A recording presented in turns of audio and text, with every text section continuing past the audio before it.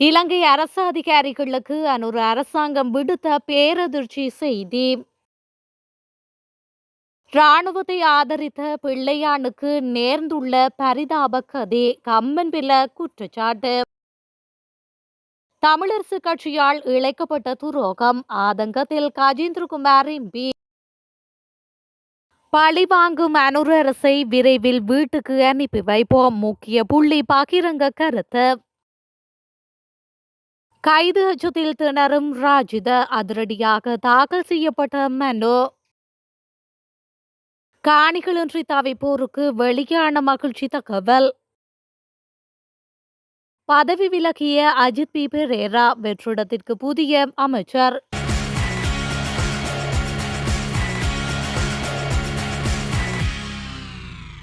விடுதலை புலிகளிலிருந்து விலக்கி ராணுவத்துக்கு ஒத்துழைப்பு வழங்கிய பிள்ளையானை பலி கொடுக்க அரசாங்கம் முயற்சிக்கின்றது என பிவுதுருகெல உரிமைய கட்சியின் தலைவரும் முன்னாள் நாடாளுமன்ற உறுப்பினருமான உதய கம்பன்பில தெரிவித்துள்ளார்.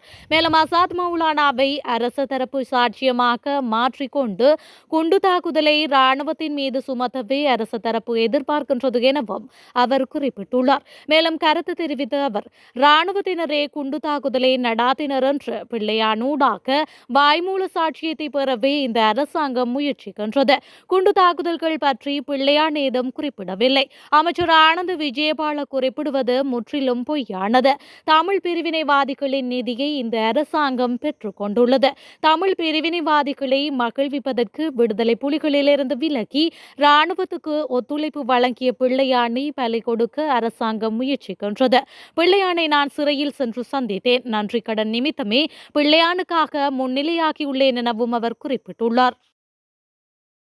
பழிவாங்கும் அனுர் அரசை நாங்கள் விரைவில் வீட்டுக்கு அனுப்பியே தீர்வோம் என்று முன்னாள் அமைச்சர் ராஜித சேனாரத்னவின் மகனும் முன்னாள் நாடாளுமன்ற உறுப்பினருமான சத்துர சேனாரத்ன தெரிவித்துள்ளார். ஊழல் மோசடி குற்றச்சாட்டில் முன்னாள் அமைச்சர் ராஜித சேனாரத்ன தான் கைது செய்யப்படுவதை தவிர்ப்பதற்காக முன்பிணை மனுவை தாக்கல் செய்துள்ள நிலையிலேயே அவரது மகன் இவ்வாறு கூறியுள்ளார். இது தொடர்பில் ஊடகங்களிடம் இன்று அவர் மேலும் தெரிவிக்கையில், நாங்கள் நிச்சயமாக இந்த அரசை வீழ்த்துவோம். எனது தந்தை கைது செய்யப்படுகின்றாரோ இல்லையோ இந்த அரசு வீழும் என்பது உறுதி. பழிவாங்கும் அனுர் அரசை நாங்கள் விரைவில் வீட்டுக்கு அனுப்பியே தீர்வோம் என்று அவர் மேலும் தெரிவித்துள்ளார். சொத்து மதிப்பீட்டு அறிக்கையை சமர்ப்பிக்காத அரசு அதிகாரிகளுக்கு இன்று முதல் அபராதம் விதிக்கப்படும் என்று லஞ்ச ஊழல் ஆணைக்குழு அறிவித்துள்ளது. மேலும் பல அதிகாரிகள் தங்களது சொத்து மதிப்பீட்டு அறிக்கையை சமர்ப்பிக்க உள்ளதாகவும் நாளைய தினத்திற்கு பின்னர் விவரங்களை சமர்ப்பிக்கும் அரசு அதிகாரிகளிடம் அபராதம் விதிக்க நடவடிக்கை எடுக்கப்படும் என்றும் லஞ்ச ஊழல் ஆணைக்குழு அறிவித்துள்ளது. ஆணைக்குழு அனைத்து அரசு நிறுவனங்களின் தலைவர்களுக்கும் இது தொடர்பில் அறிவித்துள்ளதாக தெரிவிக்கப்படுகின்றது. மேலும் அபராதம் விதிப்பது தொடர்பில் இறுதி முடிவு இன்று அறிவிக்கப்படும் என்று ஆணைக்குழு அறிவித்துள்ளது. அதன்படி இன்று முதல் தாமதமாகும் நாட்களுக்கான அபராதம் அவர்களின் சம்பளத்தில் அறவிடப்படும். ஜூன் 30 சொத்து மதிப்பீட்டு அறிக்கையை சமர்ப்பிக்காத அரசு அதிகாரிகளுக்கு மேலும் 2 வாரங்கள் அவகாசம் வழங்கப்பட்டது. அந்த காலத்தில் மதிப்பீட்டு அறிக்கைகளை சமர்ப்பிக்காத அதிகாரிகளுக்கு எச்சரிக்கை கடிதங்கள் வழங்கப்படும் என்று ஆணைக்குழு அறிவித்துள்ளது.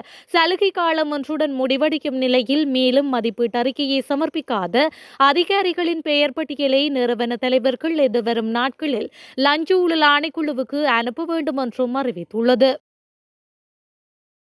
இந்த ஆண்டுக்குள் நாடு முழுவதும் காணி இல்லாத 50,000 பேருக்கு நில உறுதிகள் அல்லது அனுமதி பத்திரங்களை வழங்க முடிவு செய்யப்பட்டுள்ளது. குறித்த தகவலை காணி மற்றும் நீர்ப்பாசன பிரதி அமைச்சர் சுசில் ரணசிங்க தெரிவித்துள்ளார்.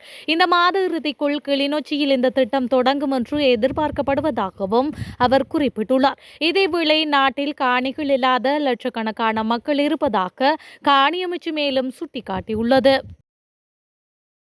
செம்மணியில் நடந்த அநியாயங்களை தற்போது வெளிக்கொண்டு வந்த நிலையில் மீளவும் ஆதாரங்களை மூடி மறைக்கின்ற அதே அரசாங்கத்திடம் இந்த விவகாரத்தை ஒப்படைப்பது வருத்தத்திற்குரியது என நாடாளுமன்ற உறுப்பினர் கஜேந்திரகுமார் பொன்னம்பலம் தெரிவித்துள்ளார். யாழில் நேற்று இடம்பெற்ற ஊடக சந்திப்பில் கருத்து தெரிவித்த போதே அவர் இவ்வாறு குறிப்பிட்டுள்ளார். ஐக்கிய நாடுகள் மனித உரிமை பேரவையின் ஆணையாளர் கடந்த வாரம் இலங்கைக்கு வருகை தந்த போது தமிழ் தேசிய கட்சிகளின் தலைவர் அமைச்சர்கள் மற்றும் சிவில் சமூக தலைவர்கள் செயற்பாட்டாளர்களின் ஒப்புதலோடு ஒரு கடிதத்தை ஐக்கிய நாடுகள் மனித உரிமை ஆணையாளரிடம் வழங்கினோம். அந்த கடிதத்தில் இலங்கை தமிழரசு கட்சியின் தலைவரும் கையொப்பமிட்டனர். அந்த கடிதம் வழங்கிய அடுத்த வாரமே இலங்கை தமிழரசு கட்சி தலைவரும் பொதுச் செயலாளரும் செம்மணி விவகாரத்தில் இலங்கை அரசாங்கத்திடம் அந்த விசாரணை நடாத்துவதற்குரிய அங்கீகாரத்தை கூறி அதற்கு மேலதிகமாக ஒரு சில சர்வதேச தரப்புகளின் கண்காணிப்போடு செய்வதற்குரிய ஆலோசனைகளையும் வழங்கியிருக்கின்றார்கள். இந்த நிலைமையானது நேருக்கு நேர் முரண்பட்ட நிலைப்பாடு ஆகும் என்று அவர் மேலும் தெரிவித்துள்ளார். உட்கட்டமைப்பு வசதிகள் மற்றும் மூலோபாய அபிவிருத்தி பற்றிய துறைசார் மேற்பார்வை குழுவின் தலைவர் பதவியிலிருந்து ஐக்கிய மக்கள் சக்தி அமைச்சர் நாடாளுமன்ற உறுப்பினர் அஜித் பி பெரேரா விலகியுள்ளார். அதன்படி ஐக்கிய மக்கள் சக்தி கொழும்பு நாடாளுமன்ற உறுப்பினர் எம் மெரிகர் அந்த குழுவின் தலைவராக நியமிக்கப்பட்டுள்ளார். மெரிகரின் பெயரை நாடாளுமன்ற உறுப்பினர் அஜித் பி பெரேரா முன்மொழிந்து நாடாளுமன்ற உறுப்பினர் ஜகத் விதான வழிமொழிந்தார். அதனைத் தொடர்ந்து புதிய தலைவர் உரையாற்றுகையில் இந்த துறை சார் மேற்பார்வை குழுவின் நோக்கில்லை 3 அமைச்சகங்களின் கீழ் சுமார் 50 நிறுவனங்களை உள்ளடக்கியது என்று கூறியுள்ளார்.